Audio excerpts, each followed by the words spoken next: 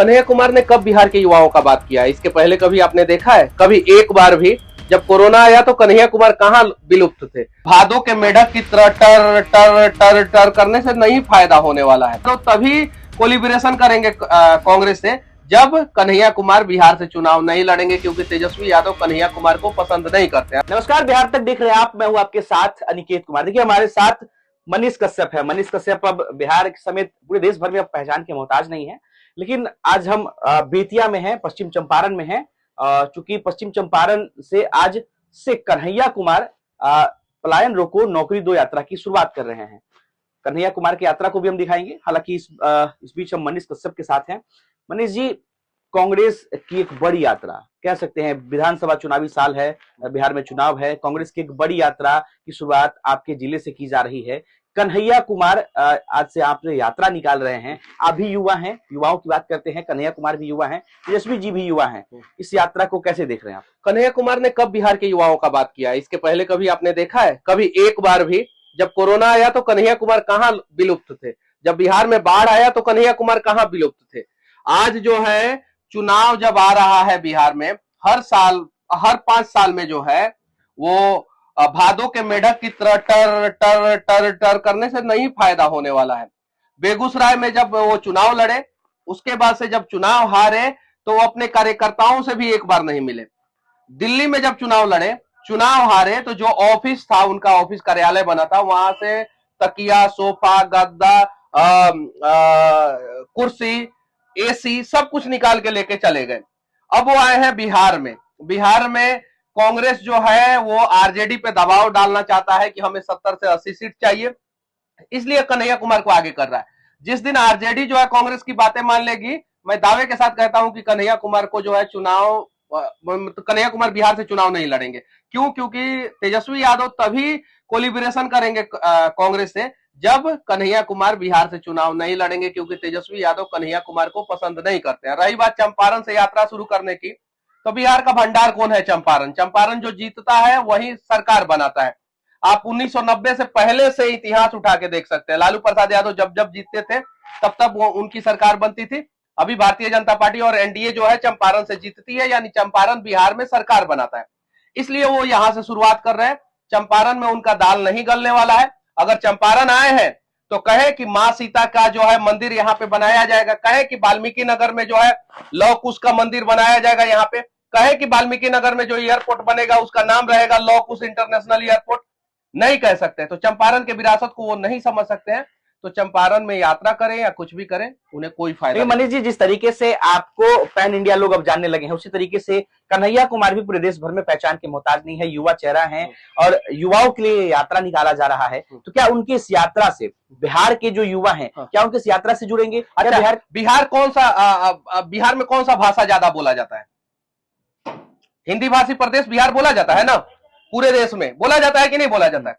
इनका सीएम जो है वो तेलंगाना का सीएम हिंदी का विरोध कर रहा है। इन्हीं का कांग्रेस का सीएम जो है तेलंगाना में रेवंत रेड्डी जो है हिंदी का विरोध कर रहा है। अब जरा बताइए कि जो आदमी हिंदी का विरोध कर रहा है उस राज्य में उसी पार्टी का नेता आके जो है कह रहा है कन्हैया कुमार को हिम्मत है तो एमके स्टालिन का विरोध करके दिखाए, जो हिंदी का विरोध किए हैं, जो रुपया का सिंबल चेंज कर दिए हैं।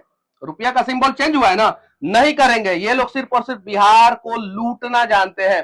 राहुल गांधी को हिम्मत है तो एक बार बोले कि नहीं, हिंदी का भी सम्मान, हम बोल रहे हैं, हम खुल के बोल रहे हैं, तमिल का सम्मान जो है पूरे देश में होना चाहिए, तेलुगु का सम्मान पूरे देश में होना चाहिए और हिंदी का भी सम्मान पूरे देश में होना चाहिए। सिर्फ इतना बात कन्हैया कुमार कह के दिखा दे, सिर्फ इतना बात राहुल गांधी कह के दिखा दे।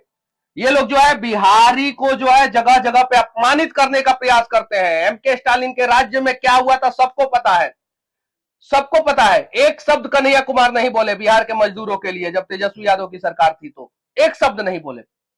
आज हिंदी भाषी प्रदेश के लोगों का अपमान किया जा रहा है, हिंदी का अपमान किया जा रहा है और कन्हैया कुमार एक शब्द जो है एमके स्टालिन को नहीं बोल रहे। हम बोल रहे हैं उर्दू का भी सम्मान होना चाहिए, संस्कृत का भी, हिंदी का भी, तेलुगु का भी, तमिल का भी, मराठी का भी, मलयालम का भी, गुजराती का भी, देश के हर एक भाषा का सम्मान होना चाहिए। सिर्फ इतना राहुल गांधी बोल के दिखा दे। आए हैं चंपारण में, कन्हैया कुमार सिर्फ इतना बोल के दिखा दे, नहीं बोलेंगे, मुझे पता है, क्योंकि ये लोग बिहार से नफरत करते हैं, बिहारी से नफरत करते हैं। अगर बिहारी से नफरत नहीं करते तो पलायन वाला राज जो है लालू प्रसाद यादव के रीजन में बनना शुरू हुआ। काहे नहीं बोलते हैं एक शब्द कन्हैया कुमार तेजस्वी यादव के ऊपर और लालू प्रसाद यादव के चारा घोटाला और अलकतरा घोटाला के ऊपर?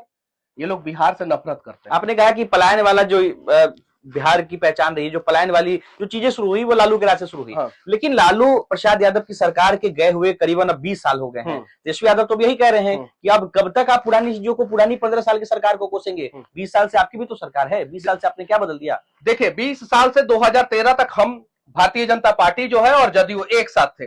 2013 से लेके 2024 तक बिहार में जो है अनस्टेबल सरकार रही। 2013 में नीतीश कुमार जी जो है मोदी जी को जब गोवा अधिवेशन में प्रधानमंत्री कैंडिडेट के रूप में प्रस्तुत किया गया तो उस समय जो है अलग हो गए। उसके बाद से 2015 में तेजस्वी यादव के साथ 2017 तक सरकार चली, फिर भारतीय जनता पार्टी के साथ आई, फिर 20 में भारतीय जनता पार्टी और जदयू जीती और 2022 में जो है सरकार बदल गई। किसकी गलती है? किसकी गलती? देखिए इसमें गलती जो है कहीं नहीं तो कहीं राजनीतिक परिदृश्य का था, गलती हुआ। और आपको लगता है इसमें बीजेपी की भी गलती है? नहीं, बीजेपी की गलती नहीं है। अगर भारतीय जनता पार्टी हमेशा चाहती है कि स्टेबल गवर्नमेंट हो और जब स्टेबल गवर्नमेंट होता है तो काम होता है। अब 2013 तक देखिए बिहार में कितना काम हुआ और फिर अब देखिए कितना काम हो रहा है। आज पूरे देश में सबसे ज्यादा मेगा स्ट्रक्चर ब्रिजेज सबसे ज्यादा पूरे भारत में सबसे ज्यादा बिहार में बन रहा है, सबसे ज्यादा। आज एशिया का सबसे चौड़ा 6 लेन पुल जो है वो बिहार में बन रहा है। एशिया का सबसे बड़ा नदी पे, समंदर पे नहीं, नदी पे पुल जो है वो बिहार में बन रहा है। आज 5 एक्सप्रेसवे बिहार में पास हुआ है। तो बिहार का इंफ्रास्ट्रक्चर मजबूत करने का प्रयास जो है केंद्र सरकार कर रहा है और धीरे धीरे ये पलायन भी रुक जाएगा। हालांकि पलायन एक बहुत बड़ी समस्या है बिहार का, उसी को रोकने की बात कन्हैया कर रहे हैं। ये मैं मानता, ये मैं रोकने के लिए तो कन्हैया यात्रा कर रहे हैं। अरे कन्हैया यात्रा कर रहे हैं तो आज क्यों कर रहे हैं? जब चुनाव आया तो आज के पहले कहां मर गए थे कन्हैया कुमार? क्यों नहीं आए? क्यों नहीं बात किए? क्यों नहीं रेलवे स्टेशन पे चले? क्यों नहीं दिखाए लोगों का दर्द? दिखाना चाहिए था। हम मानते हैं पलायन जो है समस्या है, उस पलायन को रोकने के लिए 5-5 एक्सप्रेसवे बन रहा है, 2-2 सेंट्रल यूनिवर्सिटी बना और भी यूनिवर्सिटी बनेगा। उस पलायन को रोकने के लिए अभी बिहार में जो है मेगा स्ट्रक्चर ब्रिजेज बन रहा है, सॉफ्टवेयर कंपनियां आएगी, 9 से ज्यादा ब्राउनफील्ड एयरपोर्ट बनने वाला है, ग्रीनफील्ड एयरपोर्ट बन रहा है। यहाँ पे पूर्णिया वाला एयरपोर्ट जो है चुनाव से पहले चालू हो जाएगा। पटना में मेट्रो का काम चालू है। आप देखिए सहरसा, सुपौल और ये सब कोसी एरिया को जोड़ने के लिए जो है 13 किलोमीटर लंबा पुल बन रहा है अभी बिहार में। तो ये सारी चीजें हैं। रातों रात लालू का पाप जो है रातों रात नहीं धुल जाएगा। 1990 में जब एलपीजी आया, जब भारत में औद्योगिक क्रांति हो रही थी, विदेशी कंपनियां भारत में आके इन्वेस्टमेंट कर रही थी, तो बिहार में किडनैपिंग हो रहा था। बिहार में क्या हो रहा था? किडनैपिंग। अभी सारी कंपनियां कहीं नहीं कहीं स्टेबल हो चुकी है।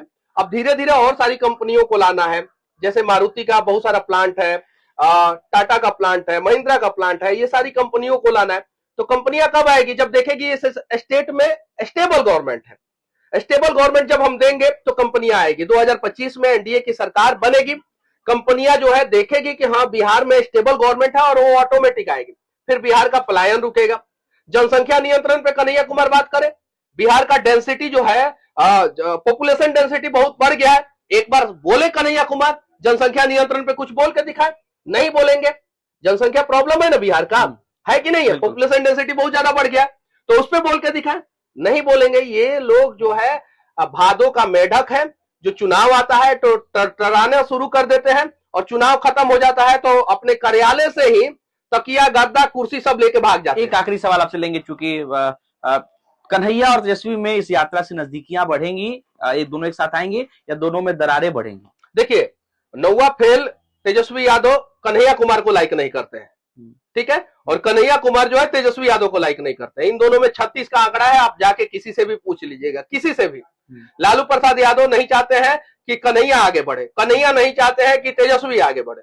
ये लोगों का गठबंधन जो है ना वो ज्यादा दिन तक नहीं टिकने वाला है।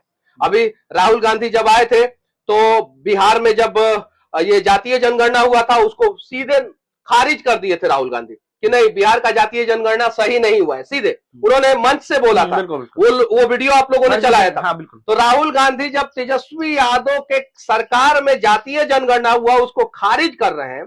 कन्हैया कुमार जो है तेजस्वी यादव के बारे में एक शब्द अच्छा नहीं बोलते हैं।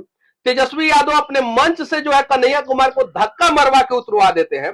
बिहार में उतरवाए थे कि नहीं उतरवाए थे? धक्का मरवा के उतरवा देते हैं।